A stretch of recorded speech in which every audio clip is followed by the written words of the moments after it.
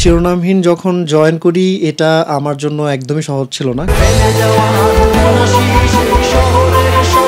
তুইন ভাই লেফট, তারপর আমাকে বলা হয় যে ব্যান্ডে গাইবা কিনা, তো definitely it's a big opportunity. আপনি যোগদানের পরই পারফিউম অ্যালবামের মতো বড় একটা প্রজেক্ট, একটা নেগেটিভ ঝড় ছিল তখন ওই সময়, এটা খুবই স্বাভাবিক। তখন একটা চাপ ছিল, তো ওই চাপটাকে সামলাতে অনেক কষ্টই হয়েছে। এই যে শিরোনামহীনে যোগদানের গল্পটা আসলে জানতে চাচ্ছিলাম, কিভাবে শিরোনামহীনে ভোকালিস্ট হিসাবে শেখ ইশতিয়াক এলো। প্রথমত একটা কথা বলে শুরু করি, সেটা হচ্ছে একটা সময় ইউনিভার্সিটির ক্যাম্পাসে গিটার বাজাতে বাজাতে শিরোনামহীন গাইতাম। তো যখন শিরোনামহীন থেকে জিয়া ভাই আমাকে কল দেন যে আমাদেরকে কিছু শোতে সাপোর্ট দিতে হবে, তখন শিরোনামহীনের যে এক্স ভোকালিস্ট ছিল তুহিন ভাই অসুস্থ ছিলেন, উনি মোস্ট প্রবাবলি হসপিটালাইজড ছিলেন। তো তখনই জাস্ট ডাক্তার ওনাকে একটা এম্বার্গো দেন যে কিছুদিন রেস্ট থাকার জন্য। তো তখন আমাকে শিরোনামহীনকে কিছুদিনের জন্য সাপোর্ট দেওয়ার জন্য একটা প্রপোজাল দেওয়া হয়। তো তখন থেকে শিরোনামহীনের সাথে আমার পরিচয়।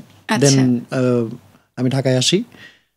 ঢাকায় আসার পর শিরোনামহীনের সাথে আমার প্র্যাকটিস হয়, আড্ডাবাজি হয়, সব কিছু মিলিয়ে তো তখন থেকেই পরিচয়। তুইন ভাই লেফট, তারপর আমাকে বলা হয় যে ব্যান্ডে গাইবা কিনা, তো definitely it's a big opportunity for. আমরা যতটুকু জানি আপনি যোগদানের পরই পারফিউম অ্যালবামের মতো বড় একটা প্রজেক্ট কাজ করা, তো সেখান থেকে এই অবেলায় জাদুকর, বোহেমিয়ান সুপারহিট গান শ্রোতাদের রেসপন্স করেছে খুব ভালোভাবে। তো এই অনুভূতিটা কেমন ছিল, মানে প্রথম এত বড় একটা ব্যান্ডে জয়েন করার পরেই সুপারহিট গান? দুইটা পার্সপেক্টিভ সবসময় ভিন্ন।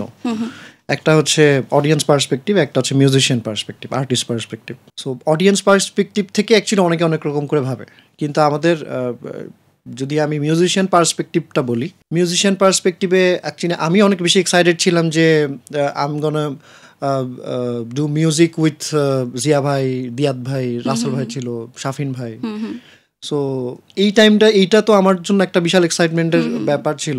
দেন এগেন শিরোনামহীন যখন জয়েন করি এটা আমার জন্য একদমই সহজ ছিল না, কারণ তখন মিডিয়াটা social media.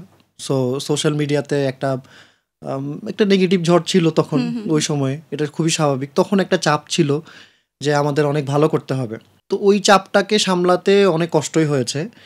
But thanks to my all band members, যারা হচ্ছে এত সুন্দর করে এত ঠান্ডা মাথায় সব কিছু আমরা হ্যান্ডেল করেছি।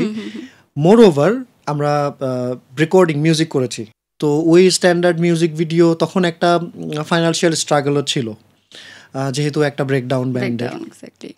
সো ব্যান্ড অনেকদিন বন্ধ ছিল, প্লাস আমরা তখন রেকর্ডিং শুটিংয়ে যাচ্ছি।